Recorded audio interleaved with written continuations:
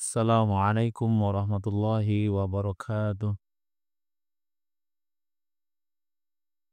Alhamdulillahi rabbil alamin. Hamdan katsiran tayyiban mubarakan fih. Asyhadu an la ilaha illallah wa asyhadu anna Muhammadan abduhu wa rasuluh. Allahumma salli ala Muhammad wa ali Muhammad kama sallaita ala Ibrahim wa ali Ibrahim innaka Hamidum Majid. Alhamdulillahirabbil alamin. Kita bersyukur pada Allah. Di malam ini kita ditakdirkan oleh Allah bisa bermajlis ta'lim. Tidak lain yakni adalah mempelajari, mendalami Al-Quran dan hadis, di mana dua perkara ini pesan dari Rasulullah yang terakhir. Taraktu fikum bi amroini. Aku tinggalkan kepada kalian dua perkara. Dari dua perkara itu lan tazillu abadan, engkau tidak akan pernah sesat. Yakni adalah Al-Quran dan hadis-hadis Rasulullah sallallahu alaihi wasallam. Bapak Ibu yang dirahmati Allah Subhanahu wa taala, pertemuan sebelumnya kita bahas terkait dengan sifat neraka, di mana sifat neraka dalamnya sepanjang perjalanan 70 tahun. Penduduknya besar-besar, kulitnya pun juga besar, orangnya pun juga besar. Maka pada malam ini sifat surga, kehidupan nanti di yaumil qiyamah, ya hanya ada dua, di surga atau di neraka. Bapak Ibu yang rahmat Allah Subhanahu wa taala, dari Khalid bin Umair, khatabana Utbah bin Ghazwan. Utbah bin Ghazwan, beliau sedang berkhutbah. Fahamidallah wa asna alaih. Di dalam khutbahnya dia memuji Allah. Dia bersyukur kepada Allah. Summa qala amma ba'du. Tatkala khutbahnya sudah sampai amma ba'du, maka beliau menyampaikan khutbahnya, fa innat dunya qad azanat bisurmin. Sesungguhnya dunia telah memberitahukan dekatnya perpisahan. Wa wallat khada, bahkan perpisahan itu dengan cepat.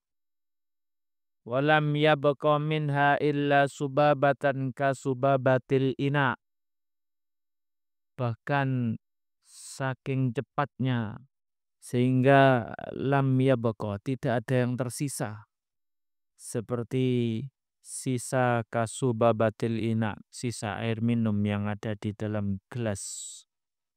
Wa innakum muntaqalibun ila dzari la zawala laha fantaqilu bi khairi ma bi hadratikum. Sungguhnya kalian akan berpindah dari dunia menuju tempat yang tidak ada akhirnya, tidak ada kesudahan. Artinya hidupnya kekal. Nah, berarti dalam hadis ini Rasulullah mengabarkan kepada kita bahwasanya kehidupan di dunia tidak abadi. Apa yang kita cari, apa yang kita kumpulkan di muka bumi ini akan hilang, akan sirna, seperti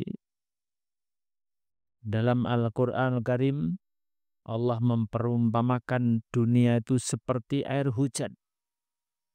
Fa'anzalnahu minas sama, tatkala kami turunkan air hujan, kemudian menumbuhkan tumbuh-tumbuhan. Tetapi ketika tumbuhan itu kering, fatatruhu riyah, kena angin, ya hancur. Nah, seperti itulah dunia. Seperti itulah kehidupan dunia, dan dunia sangat cepat. Kehidupannya sementara. Andaikan diberi usia ratusan tahun, tapi kalau dihitung dengan kana miqdaruhu khamsina alfasana, ukuran satu akhirat di dunia, yakni adalah miqdaruhu khamsin, 50 alfasana, 50.000 tahun. Satu hari di akhirat itu sama dengan 50.000 tahun. Berarti kalau kita diberi usia 50.000 tahun, nah itu sama masih dengan satu harinya di akhirat. Lah kalau cuma hanya 60 tahun sama kayak Rasulullah, ya berarti tidak sampai satu hari. Masih hitungan menit, bisa jadi hitungan detik sudah meninggal dunia. Artinya kehidupan di dunia tidak abadi. Kita hidup di dunia sebentar. Kita hidup di dunia hanya sebentar. Hanya sementara. Bahkan dalam hadis ini seperti sisa air minum. Baru minum, tahu-tahu sudah habis waktunya. Baru melaksanakan ini, tahu-tahu sudah habis. Nah, ini. Bapak Ibu yang rahmat Allah Subhanahu wa taala, maka di dalam hadis ini anna misra'aini min masari'il jannah bainahuma masiratu arba'ina sanah. Sesungguhnya pintu surga, daun pintu surga itu lebarnya yakni adalah masiratu arba'ina sanah. Sejauh 40 tahun perjalanan arba'in. Jadi 40 tahun. Jadi kalau kita naik kendaraan yang cepat, kuda yang cepat, 40 tahun.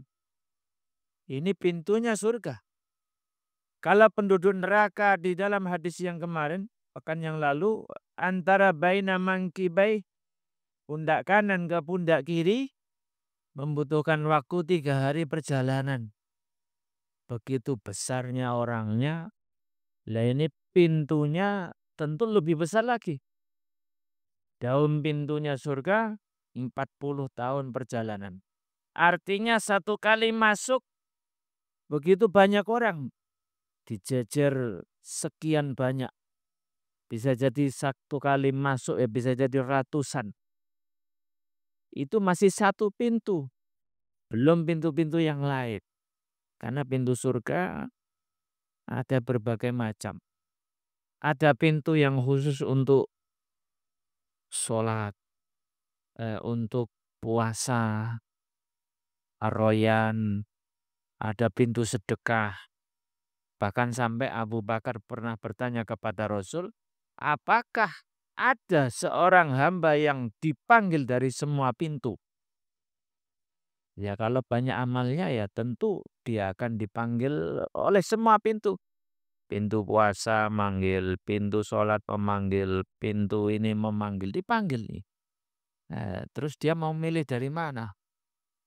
Seorang muslimah, dalam hadis Rasulullah sallallahu alaihi wasallam bersabda, "Idza shallatil mar'ah khamsaha." Ketika seorang wanita, seorang istri itu sudah menjaga sholat 5 waktu, wa shamat syahraha, dia berpuasa di bulan Ramadan, wa hafizat farjaha, dan dia jaga kehormatannya, wa ata'at, dan dia taati suaminya, dia mendapatkan panggilan dari Allah, udhuli min ayyi abwabil jannah, masuklah engkau ke dalam surga dari pintu manapun. Loh ini. Jadi seorang muslimah kalau ingin masuk surga, ya jaga sholat 5 waktu, jaga puasa Ramadan, jaga kehormatannya, dan dia taati suaminya, maka dia akan mendapatkan kesempatan untuk masuk ke dalam surga dari pintu manapun. Nah, tapi kalau suaminya menyuruh taat dalam hal kemaksiatan atau taat dalam hal kesyirikan, melanggar larangan-larangan Allah, melanggar perintah Allah, ya berarti tidak ada ketaatan. Artinya tidak ada ketaatan dalam hal melanggar perintah Allah atau melanggar larangan Allah. Disuruh melanggar perintah ya jangan mau. Disuruh melanggar larangan ya jangan mau. Nah, ini. Walaupun seorang istri harus taat, nanti nggak dapat kunci, tetap dapat. Karena memang la ta'ata fi maksiatin, tidak ada ketaatan dalam hal perbuatan kemaksiatan lain. Jadi dalam hadis ini, jadi sekali masuk bisa sekian orang. Karena pintunya surga lebarnya 40 tahun perjalanan. Orangnya pun juga sama, besar-besar juga ini. Bapak Ibu yang rahmat Allah Subhanahu wa taala. Dari Abu Hurairah, Rasulullah sallallahu alaihi wasallam bersabda, "Inna awwala zumratin," kelompok yang pertama. Jadi golongan yang pertama kali yadkhulunal jannah, yang masuk ke dalam surga, ala suratil qamar lailatal badri. Yang pertama kali masuk itu seperti rembulan pada malam purnama. Berarti bercahaya. Orang beriman bercahaya. Min asharil wudu, dari bekas wudunya. Bahkan sebelum masuk surga, Rasulullah mempersilahkan kepada umatnya, yakni ada telaga Al-Haud atau telaga Al-Kautsar. Sampai-sampai Rasul ditanya, bagaimana engkau bisa mengenali kami, sementara pada saat itu manusia yang pertama sampai yang terakhir dibangkitkan lagi dalam waktu yang bersamaan. Maka Rasul menjawab, engkau punya tanda. Tanda itu yakni adalah bercahayanya anggota tubuh yang dikenai wudu. Wajahnya bercahaya, tangannya bercahaya, kepalanya pun juga bercahaya, kakinya pun juga bercahaya. Nah ini, jadi penduduk surga yang masuk pertama kali seperti rembulan pada bulan purnama. Bercahaya tetapi tidak panas. Ya, namanya bulat. Beda dengan matahari. Matahari cahaya tetapi menyilaukan. Bercahaya panas. Tapi rembulan malam purnama malah indah. Indah dilihat. Wah, mengasihkan. Lah inilah wajah-wajah yang pertama kali masuk ke dalam surga. Walladzina yalunahum ala saddi kaukabin dzuriyyi fis samai idha'ah. Kemudian golongan yang berikutnya yakni adalah yang paling kuat cahayanya. Ya, yang paling kuat cahayanya. Artinya bercahaya terus.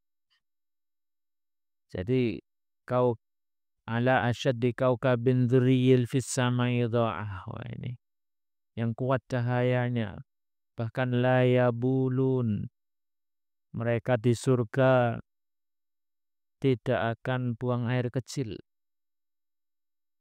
Wala yataghawatun, mereka tidak buang air besar. Wala yanfilun, di surga tidak ada yang ingusan. Wala yamtakhitun, ini tidak pernah meludah. Meludah aja tidak. Amsyatuhum zahab, bahkan sisirnya itu berasal dari emas. Memang ketika kita di dunia bagi orang laki-laki